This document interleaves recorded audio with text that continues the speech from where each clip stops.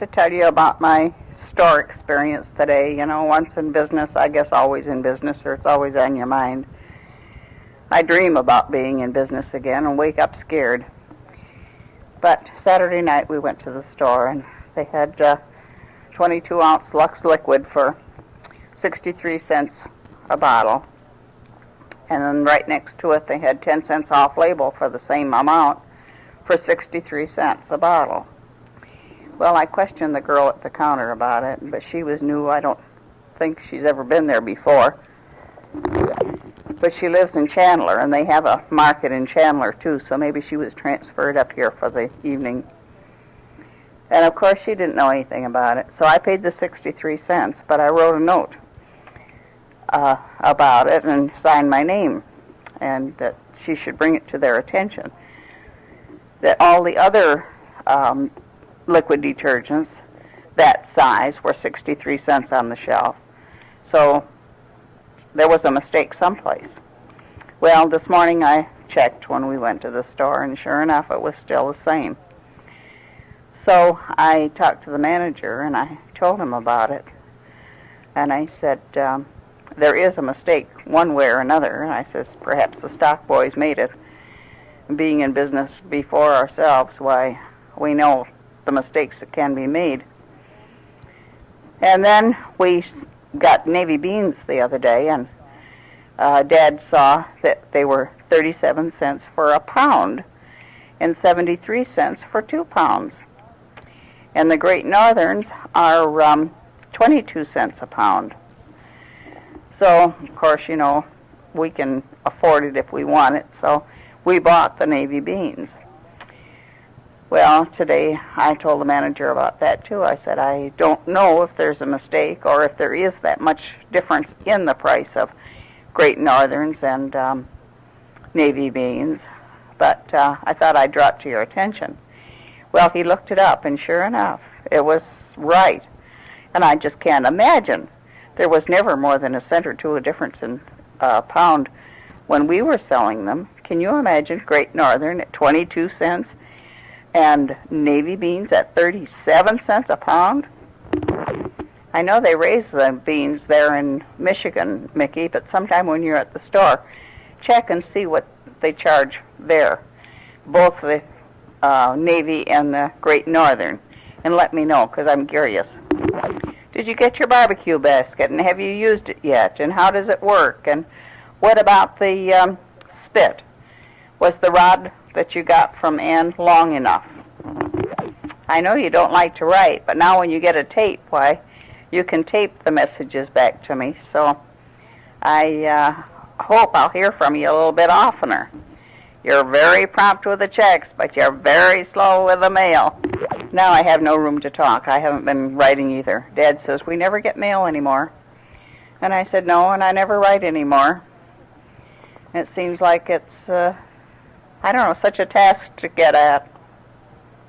By the time I get my work done up, why, there isn't time enough to write a letter, and I just skip it. I think I told you that Jess and Oval called the Saturday morning before I called you on Saturday evening. Oval just sounded great. I was so happy. And he says he's feeling good. We're wondering if they really will try to come out here. We'd love to have them, of course. I still think, in spite of having a new car, that they would be foolish to drive, because that really can pull you down, and I don't think that he's in that good condition yet. We received a letter from Alice and Cloyd the first of last week, and they had been to Trudy's in Wisconsin for 7 weeks. Trudy and Dave, her husband, sold the house that they were living in and bought a place that's 55 years old, but it's on the lake, and they have already bought a large boat. I don't know what you'd call it, what kind it is, but I guess it's pretty expensive and pretty good size, and they wanted to be on the lake with it. So Alice and Clyde helped with the cleanup and a little remodeling and so on. Dave still has to put another bathroom upstairs and build a couple of bedrooms up there. Or maybe there's room and he has to partition it off or something. I don't know just what the deal is, but Alice said she was really discouraged when she first saw it. She says, oh, giving up this beautiful house for that old run-down thing. There was a very elderly widow that has lived there for years, and of course she wasn't even able to keep it clean, let alone do any repairs or anything like that. And of course she didn't spend any money to have it done. Alice wrote that Mary's husband's first garden froze, so he had to plant another one, and that she and Clyde would have to get back and help with the garden, and it would soon be time for she and Mary to can and freeze. They do a lot of that. Fred just dropped in. I'll have to see what he's got up his sleeve. Oh, he brought over a plate full of grapefruit sections and orange slices. They look delicious. I'll put them in the refrigerator and keep them cool. He and Ed are on a diet, a juice diet, and so he got the grapefruit and oranges to kind of help out with the juices. They both like it so well. He had a drink, though. He said that, well, it was a liquid diet, and that was liquid, so he'd take that. I forgot to tell you, this is Tuesday now. I didn't get back to it yesterday. Last night, about 8 o'clock, the doorbell rang, and I thought, oh, who in heaven can that be? Must be some kind of a salesman. Nobody else comes around that time of the night. And I opened the door, and there was Marie and Frank Griffo.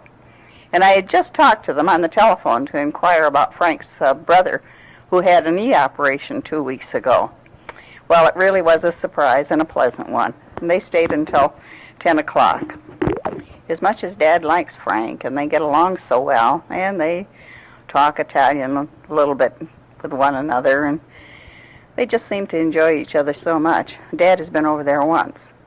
Stayed about a half an hour, and he was ready to come home.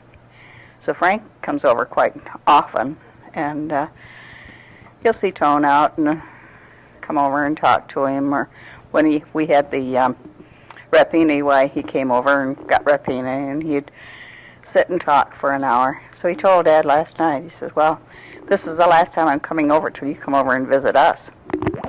You know, I get terribly lonesome not going any place and no one dropping in. So every once in a while I go over to Alice's to see how she is, especially if I haven't seen her for several days. And you can't get away from them. It's always 3/4 of an hour anyway. So now I try to plan to go, a half an hour before medicine time. Then I have an excuse to come home, but I never make it on time. Well, I'd been over to Marie's quite a few times and inquired about how she was getting along and so on. And sometime I'd stay 15 or 20 minutes, and maybe when it was nice so we could sit outside, well, I'd stay for an hour or so. And she'd only been over here, well, for 10 or 15 minutes before they went to California last year in the fall. And then she and Frank came over when Ann and Don were here. Or maybe it was when you folks were here. Well, anyway, they were over once. So I had kind of made up my mind that I wasn't going to go over and do any visiting until she came over here. So I don't know, I guess she and Dad are in the same boat, although Marie likes to go, and she's on the go a lot. Her surgery was very successful. She can walk now. With a cane, she walks very well, and she can even walk a little without it. The doctor didn't want her to walk too much without it, but to break in gradually. She has absolutely no pain. First time in 6 years, can you imagine? The last 3 or 4 days, Dad's appetite has really been good. A lot of times, he wouldn't even eat lunch, let alone eating it at a decent time in the evening. I'd ask him at 7 o'clock what he'd like for lunch, or I was going to have this and that. Would he care for some? No, it's too early.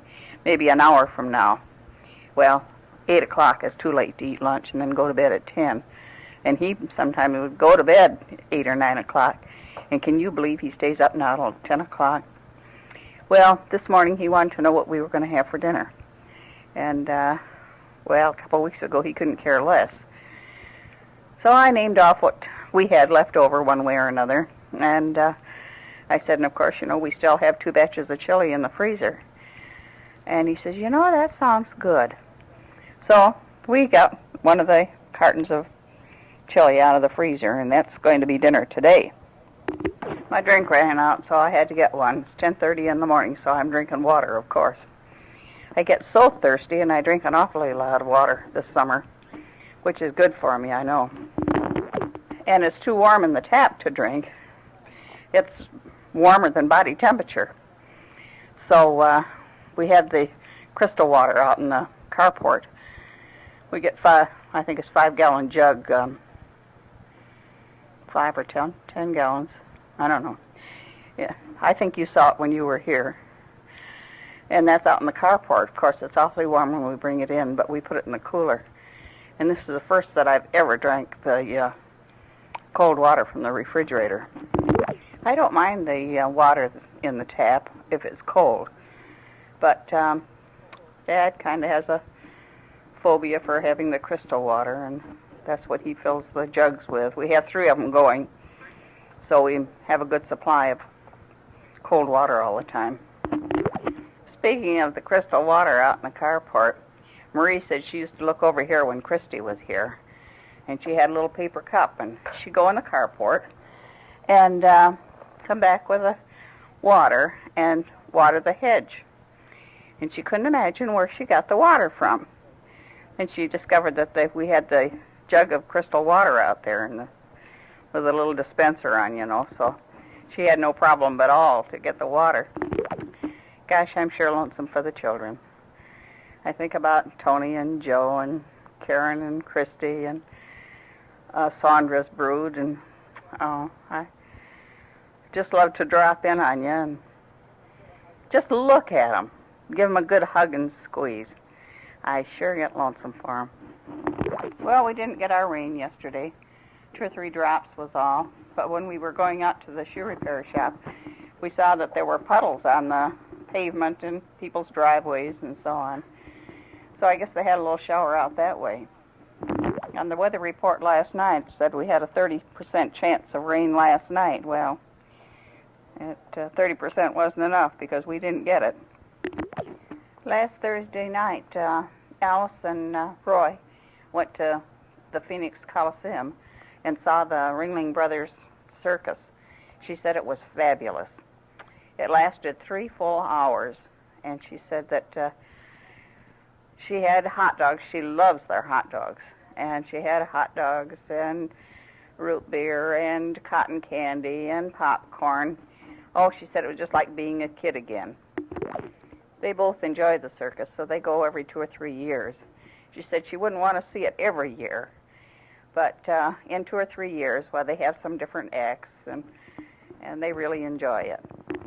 I guess everybody but you and Jim, I say everybody, well, it doesn't make too many more, does it? Well, anyway, Sandra and Ann both figured that these tapes run an hour. And Annie said that when she was listening to the tape, she thought, oh, how wonderful to hear Mother's voice, and for a whole hour and for free.